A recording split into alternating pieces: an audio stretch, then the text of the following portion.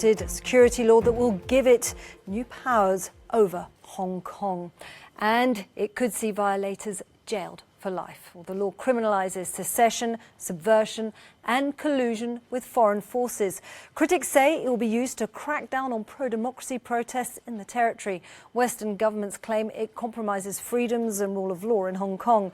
It's still under the one country, two systems policy that China and the UK agreed to in 1997. Well, British Foreign Secretary Dominic Raab has slammed the change as a very grave step. Well, the European Commission President said the bloc is very concerned about the new law. The new legislation does not conform with Hong Kong's basic law, nor with China's international commitments. We have indeed consistently said that China would risk very negative consequences if it went ahead with this law, including for business confidence, China's reputation, public perception in Hong Kong and internationally. Chinese authorities have defended the legislation, claiming that it's necessary to keep people in Hong Kong safe. The territory's chief executive, Carrie Lam, says the bill will only target a small minority of people and accused the law's foreign critics of adopting double standards. All those countries which have pointed their fingers at China have their own national security legislation in place. We could think of no valid reason why China alone should be inhibited from enacting national security legislation. I urge the international community to respect our country's right to safeguard national security and Hong Kong people's aspirations for stability and harmony. One of the main figures in Hong Kong's pro-democracy movement has announced that he will step down from his political group because of the law. Joshua Wong was the leader of Demosisto, a group formed when anti-Beijing protests broke out in Hong Kong last year. Wong said he would be a prime target of the law, and Demosisto has also confirmed that it will dissolve. For more on the impact of this legislation, I'm joined now by the co-founder and chair of Hong Kong Watch, Benedict Rogers. Good evening. Many thanks for joining us on Euronews tonight. Now, we are seeing the details of this security law that's been passed by China. Now, many Western countries, the EU and the US, have promised some sort of retaliation. But ultimately, do you think China is in any mood to step back?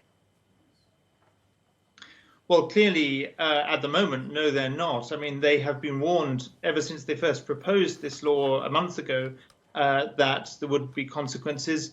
And they've not only produced the law, but produced the worst possible law, exceeding, I think, our worst fears with, as you said earlier, a life sentence potentially. There's even an article in the law that makes it a criminal offence for non-Hong Kongers outside Hong Kong territory to commit any of these acts. So theoretically, my doing this interview with you from London is potentially under this law a criminal act. Now, obviously, I'm safe and I'm not worried about that for me. I'm worried about the people of Hong Kong. And the international community has to respond to this with real action to back up the rhetoric that it's given. This is really of real concern. And if we look at the one country, two systems, is this the fatal blow to it? Absolutely, it's the fatal blow. One country, two systems and Hong Kong's basic freedoms have been under increasing threat, have been steadily eroded for the last few years. And one of my regrets is that the international community didn't see the warning signs earlier and take stronger action at an earlier stage. And had they done so, maybe we wouldn't be where we are now. But today, with this law, there's no one country, two systems. It's one country, one system. And China is in flagrant violation of an international treaty, the Sino-British Joint Declaration.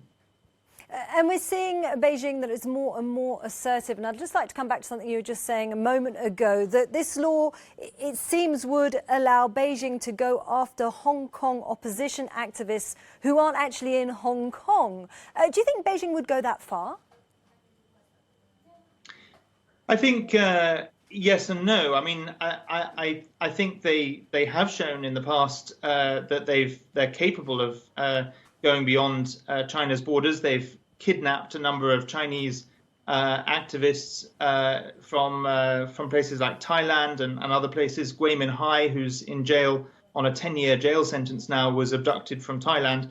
So that is certainly a danger particularly for people, I think, who are in countries where they may be vulnerable. I think in Western countries, hopefully, our governments will better protect people. But we should be in no doubt about the lengths to which this regime will go to silence dissent well beyond its borders. So that begs the question, do you think the UK needs to play a stronger role, given that its treaty that has now been broken? Absolutely. I mean, I've been saying for some time that the UK should be taking a much stronger role. And certainly now it's not too late. I mean, it's too late in terms of stopping the law, but it's not too late to make sure that the Chinese regime pays a very high price for this, that we monitor intensely the effects of the law, that we do our best to speak out for those who are endangered by the law, and that we do our best to make sure this period of forthcoming repression doesn't last long. So I think Britain should be leading the international community in imposing targeted sanctions, not sanctions against the Chinese people or the Chinese country, but against officials in the Chinese regime and the Hong Kong government. We need to be preparing a lifeboat strategy to rescue those who may need to get out. I hope it doesn't come to that, but that may be necessary. And we should also be listening to calls that were made last week by the former head of human rights in the United Nations and by 50 serving UN rapporteurs and 8 former UN special rapporteurs for some kind of UN mechanism. So I advocate 3 paths, a punitive path of sanctions, a relief path of rescuing people who need to get out, and a diplomatic path. OK, well, things taking a worrying turn. Many thanks for joining us, Benedict Rogers.